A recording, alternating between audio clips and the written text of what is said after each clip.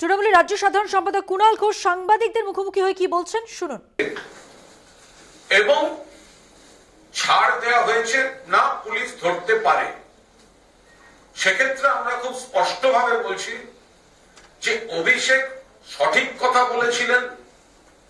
আইনি জটিলতা এবং আদালতের নির্দেশের কারণেই রাজ্য পুলিশ এ ব্যাপারে এগোতে পারছিল না।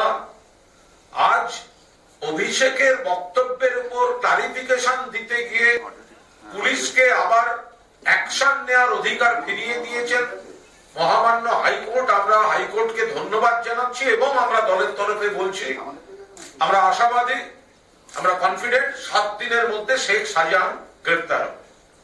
এবার মাননীয় শিক্ষামন্ত্রী এবং আমি দলের রাজ্য কমিটির একজন সৈনিক, আমরা কেন বসলাম?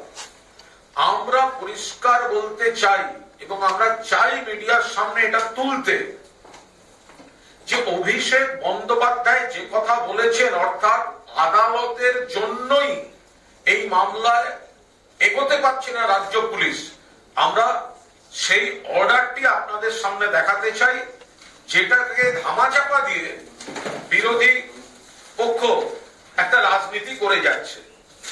এই যে জায়গাটা, এখানে মহামান্য